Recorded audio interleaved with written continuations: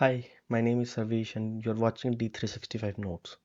Today, the agenda of this video is to cover about a flag available in D365 where it is mentioned do not allow manual entry in the main accounts. So what is the use of that flag in D365? We will be covering that in this video. Let me give you the background of do not allow manual entry, and after that we can see in the system how this behaves. So, as per the Microsoft documents, if you see here on the main account page, the do not allow manual entry checkbox should be selected for any main account that is used for a posting profile. This setting prevents user from manually posting a journal entry to the main account. Therefore, it helps ensure that the sub ledger remains in balance with the general ledger and help make the reconciliation process easier. So, when you are using any specific main account in a subledger, for example, bank account is a form where you are mapping your main account. So, your bank account is a subledger account and main account is a main ledger account. Okay. So, if you are using any main account on the bank account, then it should match with the bank reports as well as the trial balance. Sometime what is happening, users are posting entry directly into the main account, not in the bank account. What will happen?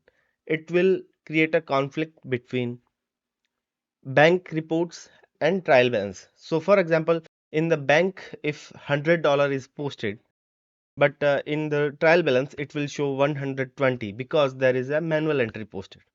So, how to prevent that in D365? We can see in the system. But before that, we will see some of the scenario mentioned by Microsoft in this. If adjustments are required to main account that is controlled by system and automatically posted, you can use one of these approaches. So these are the approaches mentioned by Microsoft. Create a secondary main account where the adjustment can be posted. You can create a different main account where you need to post the adjustment. For example, if you are having bank account, instead of posting in actual main account, you can create a different main account for that. Similarly, you can do for accounts payable and account receivable posting profile accounts as well. Okay, then use a total account for a special row on your financial report to group and some account together. Okay, so this is approach you can follow. You can create a total account where you can mention both the accounts in the sum field.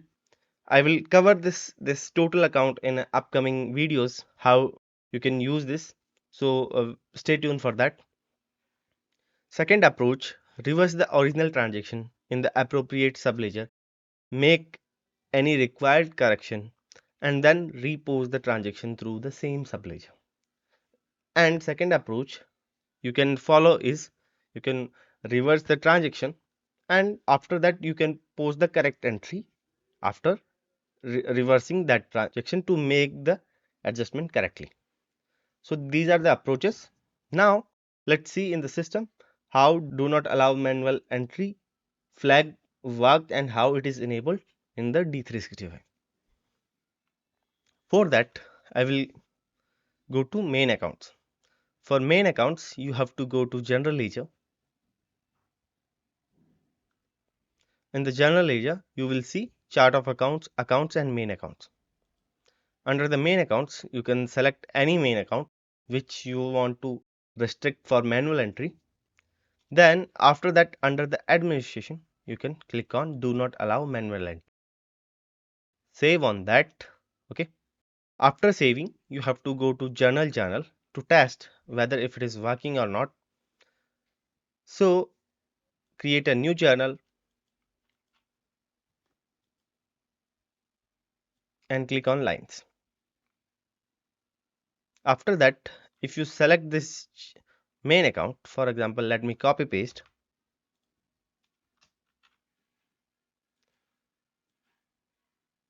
System will give you the warning.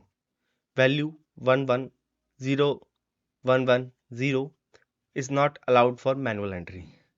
Enter another value. So if I try to select different main account apart from this, let me close this, it won't give me any kind of error.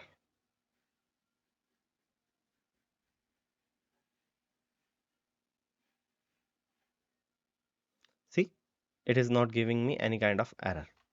If I remove and try to enter any other bank account, it will not give me any kind of error. So this is how you can use the do not allow manual entry feature in D365. If you have any doubt or query in this topic, please let me know in the comment. So that's it for the video. I will see you in the next one.